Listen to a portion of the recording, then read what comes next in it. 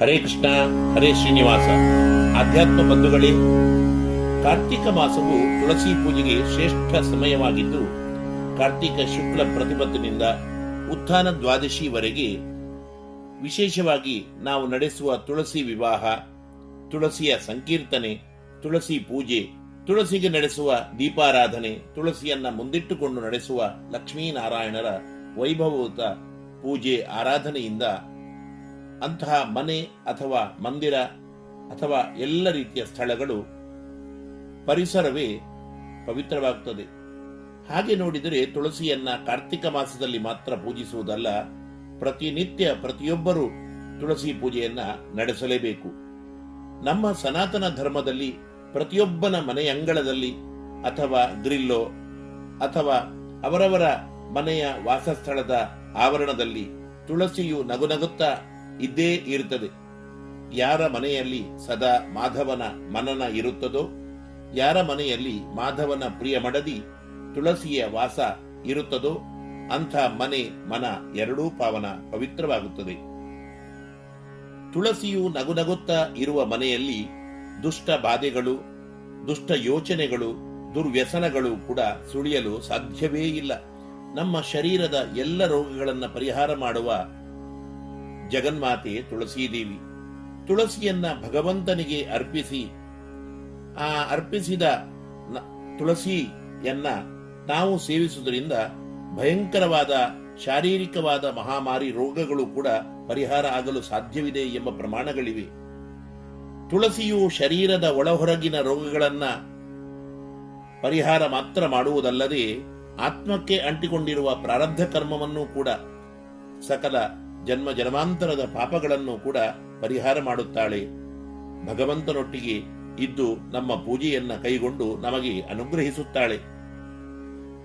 ಎಲ್ಲ ಶಾಸ್ತ್ರ ಪುರಾಣಗಳ ಸಾರವನ್ನ ಸಂಕೀರ್ತನೆಯಲ್ಲಿ ಹರಿದಾಸರು ತೋರಿಸಿಕೊಡುತ್ತಾರೆ, ತುಳಸಿ ಮಹಿಮೆಯನ್ನ ತಿಳಿಸುತ್ತಾರೆ. ಯಾವುದೇ ವೈಭವ, ಅಲಂಕಾರ, ವಾದ್ಯಘೋಷ, ಸಂಭ್ರಮಗಳಿದ್ದರೂ ಕೂಡ ತುಳಸಿ ಇಲ್ಲದ ಪೂಜೆಯನ್ನ, ಆರಾಧನೆಯನ್ನ ಆ ಗೋವಿಂದ ತೆಗೆದುಕೊಳ್ಳುವುದೇ ಇಲ್ಲ, ಅವನಿಗೆ ಪರಿಪೂರ್ಣವೇ ಆಗುವುದಿಲ್ಲ. ಎಲ್ಲ ಸಾಧನಗಳಿದ್ದು ತುಳಸಿ ಇಲ್ಲದ ಪೂಜೆ ಒಲ್ಲನೋ ಹರಿ ಕೊಳ್ಳನೋ ಎಂದು ತುಳಸಿಯ ಮಹತ್ವವನ್ನ ಹರಿದಾಸರು ಕೊಂಡಾಡಿದ್ದಾರೆ. ಅಂತಹ ಪರಮ ಪಾವನಳಾದ ಸಾಕ್ಷಾತ್ ಜಗನ್ಮಾತೆ ಮಹಾಲಕ್ಷ್ಮೀ ದೇವಿಯ ಸಂಪೂರ್ಣ ವಾಸಸ್ಥಾನವಾದ ತುಳಸಿ ದೇವಿಯನ್ನ ಪ್ರತಿದಿನ ಪ್ರತಿ ಮನೆಯಲ್ಲಿ ನಾವು ಸಾಕಲೇಬೇಕು, ಸೇವಿಸಲೇಬೇಕು, ಪೂಜೆಯನ್ನು ಮಾಡಲೇಬೇಕು. ಕಾರ್ತಿಕ ಮಾಸದ ಶುಕ್ಲ ಪಕ್ಷದಲ್ಲಿ ಅಂತೂ ವಿಶೇಷವಾಗಿ ಈ ತುಳಸಿ ದೇವಿಯನ್ನ ನಾವು ಪೂಜಿಸಬೇಕೆಂದು ಪುರಾಣಗಳು, ಶಾಸ್ತ್ರಗಳು ಸಾರುತ್ತವೆ.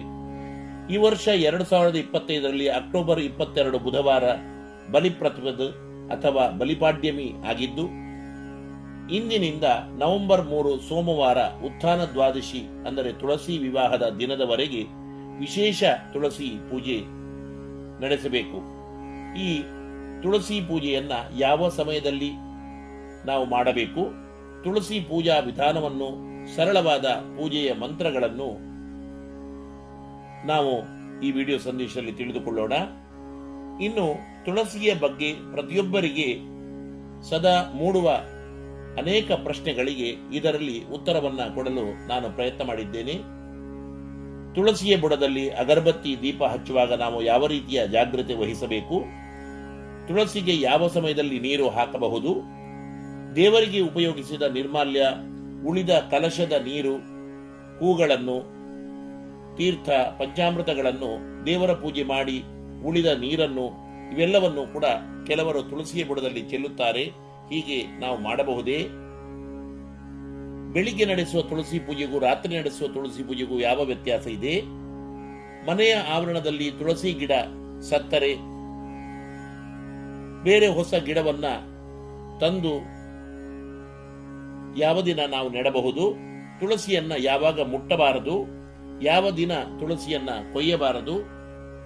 ಬಂಧುಗಳೇ, ಇವೆಲ್ಲ ತುಳಸಿ ಪೂಜೆ, ತುಳಸಿಯನ್ನ ಸಾಕುವುದಕ್ಕೆ ಸಂಬಂಧಪಟ್ಟ ಅನೇಕರು ಆಗಾಗ ನಮ್ಮಲ್ಲಿ ಕೇಳುವ ಪ್ರಶ್ನೆಗಳು. ನಿಮಗೆ ಇನ್ನೂ ತುಳಸಿಯ ಬಗ್ಗೆ ಪ್ರಶ್ನೆಗಳು ಬರಬಹುದು. ಅದನ್ನ ಕಾಮೆಂಟ್ನಲ್ಲಿ ನೀವು ಬರೆದರೆ ಖಂಡಿತವಾಗಿ ಉತ್ತರ ಕೊಡಲು ಪ್ರಯತ್ನಿಸುತ್ತೇನೆ. ಇಲ್ಲಿಯೂ ಸಹ ಹಿಂದೆ ಹೇಳಿದ ಎಲ್ಲಾ ತುಳಸಿ ದೇವಿಗೆ ಸಂಬಂಧಪಟ್ಟ ಪ್ರಶ್ನೆಗಳಿಗೆ ಸಮಾಧಾನಕರವಾದ ಉತ್ತರಗಳೊಂದಿಗೆ ಸರಳವಾದ ಪೂಜಾ ವಿಧಾನ ಮಂತ್ರವನ್ನು ಸಹ ಹೇಳುತ್ತಾ ಇದ್ದೇನೆ. ಅತಿ ಮುಖ್ಯವಾದ ವಿಷಯ, ಕೊನೆಯಲ್ಲಿ ಪ್ರತಿನಿತ್ಯ ಸುಮಂಗಲಿಯರು ಮುತ್ತೈದೆಯರು ತುಳಸಿ ದೇವಿಗೆ ನೀರು ಹಾಕುವಾಗ, ಪೂಜೆ ಮಾಡುವಾಗ ಹೇಳತಕ್ಕಂತಹ ಅತ್ಯಂತ ಸುಲಭವಾದ 2 ಮುಖ್ಯವಾದ ಮಂತ್ರಗಳನ್ನ, ಶ್ಲೋಕಗಳನ್ನ ಕೊನೆಯಲ್ಲಿ ತಿಳಿಸಿದ್ದೇನೆ. ಅದನ್ನು ಕೂಡ ಸಹ ಹೇಳಿಕೊಂಡು ಪ್ರತಿನಿತ್ಯ ತಾವೆಲ್ಲರೂ ಕೂಡ ತುಳಸಿ ಪೂಜೆಯನ್ನ ಮಾಡಬಹುದು.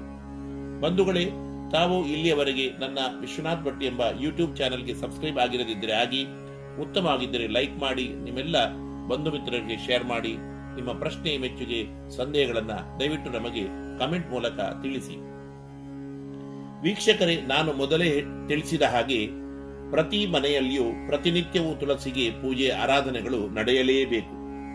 ಇನ್ನು ಕಾರ್ತಿಕ ಮಾಸವಂತೂ ತುಳಸಿಯ ಪೂಜೆ ಆರಾಧನೆಗೆ ಅತ್ಯಂತ ಶ್ರೇಷ್ಠ ಮಾಸವಾದ್ದರಿಂದ ಕಡೆ ಪಕ್ಷ ಕಾರ್ತಿಕ ಶುಕ್ಲ ಪಕ್ಷ ಪ್ರತಿಪತ್ತಿನಿಂದ ಉತ್ಥಾನ ದ್ವಾದಶಿವರೆಗೆ ಪ್ರತಿನಿತ್ಯ ಮನೆಯ ಸದಸ್ಯರೆಲ್ಲರೂ ಕೂಡ ಸೇರಿಕೊಂಡು ಮನೆಯ ಅಂಗಳದಲ್ಲಿ ತುಳಸಿ ವೃಂದಾವನ ಇದ್ದರೆ ಅಂತಹ ತುಳಸಿ ವೃಂದಾವನದ ಬುಡದಲ್ಲಿ, ಇನ್ನು ನಗರ ಪ್ರದೇಶಗಳಲ್ಲಿರುವವರು ತಮ್ಮ ಫ್ಲಾಟ್ಗಳ ಹೊರಗಡೆ ಇರುವ ಗ್ರಿಲ್ನಲ್ಲಿರುವ ತುಳಸಿ ಗಿಡವನ್ನ ಮನೆಯ ಪವಿತ್ರ ಜಾಗದಲ್ಲಿ ಒಳಗೆ ಇಟ್ಟುಕೊಂಡು ಪೂಜೆಯನ್ನ ಮಾಡಬಹುದು.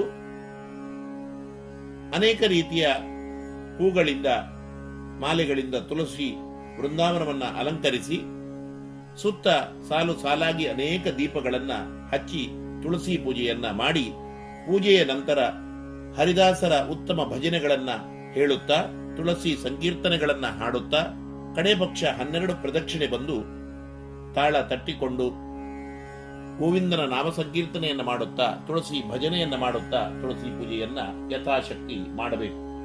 ತುಳಸಿ ಸಂಕೀರ್ತನೆಯನ್ನ ಎಷ್ಟು ಸಾಧ್ಯವೋ ಅಷ್ಟು ಮಾಡಬಹುದು. ಕಾರ್ತಿಕ ಮಾಸದಲ್ಲಿ ಸಂಜೆ ಪ್ರತಿನಿತ್ಯ 6:30ರಿಂದ ಸಾಮಾನ್ಯ 8 ಗಂಟೆ 8:15 ಗಂಟೆವರೆಗೆ ತುಳಸಿ ಪೂಜೆಯನ್ನ ಮಾಡಬಹುದು. ಇದು ತುಳಸಿ ಪೂಜೆಗೆ ಪ್ರಶಸ್ತ ಸಮಯ ಆಗಿದೆ.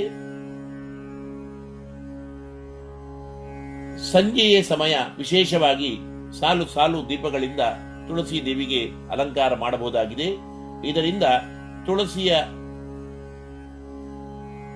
ಅಂತರ್ಯಾಮಿಯಾದ ಭಗವಂತನಿಗೆ, ಆ ದಾಮೋದರನಿಗೆ ಅತ್ಯಂತ ಸಂತೋಷವಾಗುವುದರೊಂದಿಗೆ ಆ ದಾಮೋದರನ ವಿಶೇಷ ಅನುಗ್ರಹ ನಮಗೆ ಸಂಜೆ ಮಾಡುವ ತುಳಸಿ ಪೂಜೆಯಿಂದ ಸಿಗ್ತದೆ, ದೀಪಾರಾಧನೆಯಿಂದ ದೊರೆಯುತ್ತದೆ. ಸಂಜೆ ಪೂಜೆ ಮಾಡಲು ಒಂದು ವೇಳೆ ಸಮಯ ಇಲ್ಲದವರು ಬೆಳಿಗ್ಗೆ 6:30ರಿಂದ 7:30 ಒಳಗೆ ತುಳಸಿಯ ಬುಡದಲ್ಲಿ ತುಳಸಿಗೆ ದೀಪವನ್ನ ಹಚ್ಚಬಹುದಾಗಿದೆ. ದೀಪವನ್ನ ಹಚ್ಚುವಾಗ, ಅಗರಬತ್ತಿ ಹಚ್ಚುವಾಗ ಬಹಳ ಜಾಗ್ರತೆಯನ್ನು ವಹಿಸಬೇಕು. ಒಂದು ವೇಳೆ ತುಳಸಿಯ ದಳಗಳಿಗೆ, ಎಲೆಗಳಿಗೆ ದೀಪ ಅಥವಾ ಅಗರಬತ್ತಿ ಬೆಂಕಿ ತಾಗಿದರೆ ಆಗ ನಾವು ಮಾಡಿರತಕ್ಕಂಥ ಎಲ್ಲ ತುಳಸಿ ಪೂಜೆಗಳು ವ್ಯರ್ಥವಾಗಿ ಅದು ತುಳಸಿಯ ಶಾಪಕ್ಕೆ ಕಾರಣವಾಗಬಹುದು. ಇನ್ನು ಬೆಳಿಗ್ಗೆ ಮಾತ್ರ ತುಳಸಿಯನ್ನ ನಾವು ಮುಟ್ಟಬೇಕು. ಸಂಜೆ ಹಾಗೂ ರಾತ್ರಿ ತುಳಸಿಗೆ ನೀರು ಹಾಕಬಾರದು. ನೀರು ಹಾಕುವುದು ಕೂಡ ಬೆಳಿಗ್ಗೆನೆ ಮಾಡಬೇಕು. ಸಂಜೆ ತುಳಸಿಯನ್ನ ಮುಟ್ಟಲೂಬಾರದು.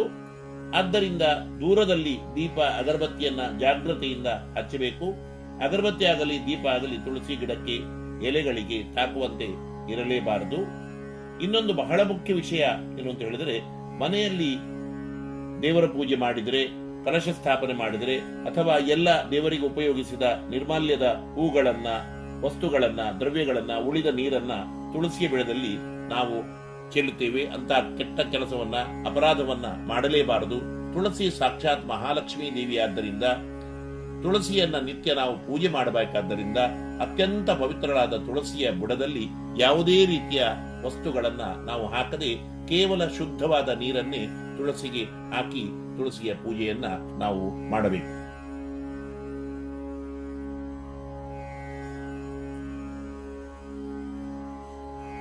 ಇನ್ನು ತುಳಸಿ ದಳವನ್ನು ಎಲ್ಲಿಯಾದರೂ ಮನೆಯಲ್ಲಿ ನಾವು ಕಂಡ್ರೆ, ಮನೆಯಲ್ಲಿ ಎಲ್ಲಿಯಾದರೂ ಮೂಲೆಯಲ್ಲಿ ತುಳಸಿ ಇದ್ರೆ ಅದನ್ನು ಕಾಲಿನಿಂದ ಖಂಡಿತವಾಗಿ ನಾವು ಚೆಲ್ಲದೆ ತುಳಸಿಯನ್ನ ಕೂಡಲೇ ಕೈಗೆ ಎತ್ತಿಕೊಂಡು ಅದನ್ನ ಒಳ್ಳೆಯ ಸ್ಥಳದಲ್ಲಿ, ಶುದ್ಧವಾದ ಸ್ಥಳದಲ್ಲಿ ನಾವು ಹಾಕಬೇಕು.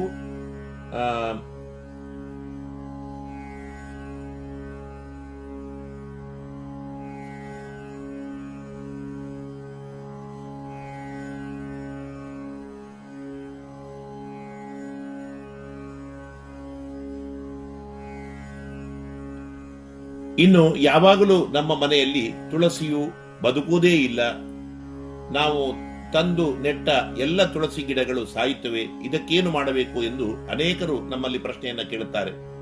ನೋಡಿ, ಮನೆಯಲ್ಲಿ ತಿನ್ನುವ ಕುಡಿಯುವ ಯಾವುದೇ ವಸ್ತುಗಳು ಖಾಲಿಯಾದರೆ ಕೂಡಲೇ ನಾವು ತಂದೇ ತರುತ್ತೇವೆ.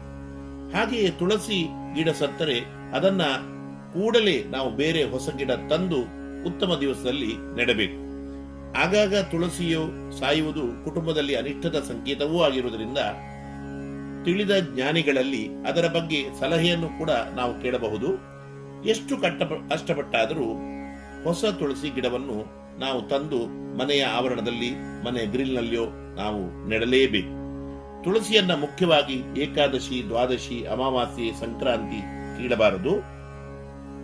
ಅಂದರೆ ತುಳಸಿ ದಳಗಳನ್ನ ಕೊಯ್ಯಬಾರದು. ಮನೆಗೆ ಹೊಸ ಗಿಡವನ್ನ ನಾವು ತರಬಾರದು. ಸೋಮವಾರ, ಗುರುವಾರ, ಶುಕ್ರವಾರಗಳಲ್ಲಿ ಹಿಂದೆ ಹೇಳಿದ ಯಾವುದೇ ತಿಥಿಗಳು ಇಲ್ಲದಿದ್ದರೆ ಅಂತಹ ಉತ್ತಮ ದಿವಸಗಳಲ್ಲಿ ತುಳಸಿಯನ್ನ ನಾವು ಮನೆಗೆ ತಂದು ಅದನ್ನ ನೆಡಬಹುದಾಗಿದೆ. ಆಗಾಗ ಗಿಡ ಸಾಯುತ್ತದೆ ಎಂಬ ಕಾರಣದಿಂದ ಒಂದು ವೇಳೆ ತುಳಸಿಯನ್ನ ತರದೆ ನಾವು ತುಳಸಿ ಪೂಜೆಯನ್ನ ನಿಲ್ಲಿಸಿದರೆ ಇನ್ನೂ ಬೇರೆ ರೀತಿಯ ಅನರ್ಥಗಳು, ಅಪಶಕರಗಳು ನಮಗೆ ಕುಟುಂಬದಲ್ಲಿ ಸಂಭವಿಸಬಹುದಾಗಿದೆ ಎಂಬುದನ್ನು ಎಲ್ಲರೂ ಕೂಡ ನೆನಪಿಟ್ಟುಕೊಳ್ಳಬೇಕು. ಇನ್ನು ತುಳಸಿಯು ಸಾಕ್ಷಾತ್ ಲಕ್ಷ್ಮೀದೇವಿಯ ರೂಪ, ಸ್ತ್ರೀ ರೂಪ ಆಗಿರುವುದರಿಂದ ಸ್ತ್ರೀಯರು, ಮುತ್ತೈದೆಯರು, ಕನ್ಯೆಯರು ತುಳಸಿಯನ್ನ ಕೊಯ್ಯುವ ಸಂಪ್ರದಾಯ ನಮ್ಮಲ್ಲಿ ಇಲ್ಲ. ಯಾರಾದರೂ ಪುರುಷರೇ ತುಳಸಿಯನ್ನ ಮನೆಯಲ್ಲಿ ಇದ್ದವರು ಕೀಳಬಹುದಾಗಿದೆ. ಮನೆಯಲ್ಲಿ ಒಂದು ವೇಳೆ ಯಾರೋ ಪುರುಷರೇ ಇಲ್ಲದಿದ್ದಾಗ ಭಗವಂತನ ಪೂಜೆಗೆ ಅನಿವಾರ್ಯವಾದರೆ ಕೈ ಮುಗಿದು ತುಳಸಿಯನ್ನ ಸ್ತ್ರೀಯರು, ಮಹಿಳೆಯರು ಕೀಳಬಹುದಾಗಿದೆ. ಇನ್ನು ಕಾರ್ತಿಕ ಮಾಸ ಶುಕ್ಲ ಪ್ರತಿಪದ ಬಲಿಪಾಡ್ಯಮಿಯಿಂದ ಆರಂಭಿಸುವ ಪ್ರತಿನಿತ್ಯ ನಡೆಸುವ ಅತ್ಯಂತ ಸರಳವಾದ ತುಳಸಿ ಪೂಜಾ ವಿಧಾನವನ್ನು ಕೂಡ ನಾವು ಇದರಲ್ಲಿ ತಿಳಿದುಕೊಳ್ಳೋಣ. ಸಂಜೆಯ ಹೊತ್ತು ಅಲಂಕೃತವಾದ ತುಳಸಿ ವೃಂದಾವನದ ಎದುರು ಶ್ರೀಕೃಷ್ಣನ ಮೂರ್ತಿ ಅಥವಾ ತಿರುಪತಿ ವೆಂಕಟೇಶ್ವರ ದೇವರ, ದಾಮೋದರ ರೂಪಿ ಭಗವಂತನ, ಆ ಮಹಾವಿಷ್ಣುವಿನ ಫೋಟೋ ಇದ್ದರೆ ಅಥವಾ ಲಕ್ಷ್ಮೀನಾರಾಯಣ ದೇವರ ಫೋಟೋ, ಭಾವಚಿತ್ರ ಅಥವಾ ಪ್ರತಿಮೆಗಳು ಇದ್ದರೆ ಅದನ್ನ ತುಳಸಿಯ ಎದುರಿಟ್ಟು, ಇನ್ನು ಸಾಲಿಗ್ರಾಮ ಇರುವಂತವರು ಶುದ್ಧಿಯಿಂದ ಮನೆಯ ದೇವರ ಪೂಜೆ ಆದ ಮೇಲೆ ಸಾಲಿಗ್ರಾಮವನ್ನ ತುಳಸಿಯ ಎದುರಿಟ್ಟು ಆಚಮನೆ ಸಂಕಲ್ಪವನ್ನ ಮಾಡಿಕೊಂಡು ಅರ್ಘ್ಯ ಪಾದ್ಯಾದಿ ಷೋಡಶೋಪಚಾರ ಪೂಜೆಗಳೊಂದಿಗೆ ತುಳಸಿ ಪೂಜೆಯನ್ನ ನಡೆಸಬೇಕು. ತುಳಸಿ ದೇವಿ ಸಹಿತ ದಾಮೋದರನ ಸರಳವಾದ ಮಂತ್ರ ಹೀಗಿದೆ: ಪ್ರಸೀದ ತುಳಸೀ ದೇವಿ, ಪ್ರಸೀದ ಹರಿವಲ್ಲಭೆ, ಕ್ಷೀರೋದ ಮಥನೋದ್ಭೂತೆ, ತುಳಸಿ ತ್ವಾಂ ನಮಾಮ್ಯಹಂ ಎಂಬುದಾಗಿ ತುಳಸಿ ದೇವಿಯನ್ನ ಅಕ್ಷತೆ ಹಾಕಿ ಆವಾಹನೆ ಮಾಡಿಕೊಂಡ ನಂತರ ನಮಗೆ ಗೊತ್ತಿದ್ದ ಇಷ್ಟ ಮಂತ್ರಗಳಿಂದ ಅರ್ಚನೆ, ಆರಾಧನೆಯನ್ನ ನಡೆಸಿ ನೈವೇದ್ಯವನ್ನಾಗಿ ಶುದ್ಧ ದನದ ಹಾಲು, ಸಕ್ಕರೆ ಮಿಶ್ರಿತವಾದ ಅವಲಕ್ಕಿಯನ್ನ ಒಂದು ತಟ್ಟೆಯಲ್ಲಿ, ಹಣ್ಣು ಕಾಯಿಗಳನ್ನ, ಎಲೆ ಅಡಿಕೆಗಳನ್ನ ತುಳಸಿ ಸಹಿತ ದಾಮೋದರ ರೂಪಿ ಭಗವಂತನಿಗೆ, ಮಹಾವಿಷ್ಣುವಿಗೆ, ಶ್ರೀಕೃಷ್ಣನಿಗೆ ಅರ್ಪಿಸಿ ಪೂಜೆ ಮಾಡಬೇಕು. ನಂತರ ತುಳಸಿ ಸಂಕೀರ್ತನೆಯೊಂದಿಗೆ ಯಥಾಶಕ್ತಿ ಪ್ರದಕ್ಷಿಣೆ ಬಂದು ನಮಸ್ಕರಿಸಬೇಕು. ಹೀಗೆ ಪ್ರತಿನಿತ್ಯ ಕಾರ್ತಿಕ ಮಾಸದಲ್ಲಿ ತುಳಸಿಯ ಪೂಜೆಯನ್ನ ನಡೆಸಬೇಕು. ಇನ್ನು ಪ್ರತಿನಿತ್ಯ ಸುಮಂಗಲಿಯರು, ಮುತ್ತೈದೆಯರು ತುಳಸಿ ದೇವಿಗೆ ಬೆಳಿಗ್ಗೆ ಅಥವಾ ಸಂಜೆ ಪೂಜೆ ಮಾಡುವಾಗ ಹೇಳತಕ್ಕಂಥ ಮಂತ್ರವನ್ನ, ಸುಲಭವಾದ ಶ್ಲೋಕ ಮಂತ್ರವನ್ನ ಇಲ್ಲಿ ನಾನು ಹೇಳ್ತಾ ಇದ್ದೇನೆ.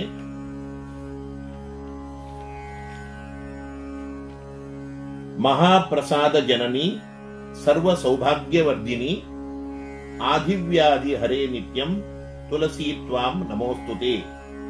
ಮಂತ್ರವನ್ನ ಇನ್ನೊಮ್ಮೆ ಹೇಳುತ್ತೇನೆ: ಮಹಾಪ್ರಸಾದ ಜನನಿ, ಸರ್ವ ಸೌಭಾಗ್ಯವರ್ಧಿನಿ, ಆದಿವ್ಯಾಧಿ ಹರೇ ನಿತ್ಯಂ, ತುಳಸಿ ತ್ವಾಂ ನಮಾಮ್ಯಹಂ. ನಮಸ್ತುಳಸಿ ಕಲ್ಯಾಣಿ, ನಮೋ ವಿಷ್ಣುಪ್ರಿಯೇ ಶುಭೆ, ನಮೋ ಮೋಕ್ಷಪ್ರದೇ ದೇವಿ, ನಮಃ ಸಂಪತ್ಪ್ರದಾಯಿನೇ. ನಮಸ್ತುಳಸಿ ಕಲ್ಯಾಣಿ, ನಮೋ ವಿಷ್ಣುಪ್ರಿಯೇ ಶುಭೆ, ನಮೋ ಮೋಕ್ಷಪ್ರದೇ ದೇವಿ, ನಮಃ ಸಂಪತ್ಪ್ರದಾಯಿನೇ. ಈ ಎರಡು ಮಂತ್ರಗಳನ್ನ ಹೇಳುತ್ತಾ ಬೆಳಿಗ್ಗೆ ಸಾಯಂಕಾಲ ಪ್ರತಿಯೊಬ್ಬ ಮಹಿಳೆಯರು ಕೂಡ ತುಳಸಿಗೆ ನೀರನ್ನು ಹಾಕುವುದಾಗಲಿ, ಪೂಜೆಯನ್ನ ಮಾಡುವುದಾಗಲಿ ಮಾಡಬಹುದು ಎಂಬುದಾಗಿ ಹೇಳುತ್ತಾ ತುಳಸಿ ಪೂಜೆಯ ವಿಶೇಷವಾದ ಶುಭಾಶಯಗಳನ್ನ ನಿಮಗೆಲ್ಲರಿಗೂ ಹೇಳುತ್ತಾ ನನ್ನ ಮಾತನ್ನ ಭಗವಂತನ ಪಾದಾರದಲ್ಲಿ ಅರ್ಪಿಸ್ತೇನೆ. ಜೀವೇಮ ಶರದ ಶತಂ, ಜೀವೇಮ ಶರದ ಶತಂ.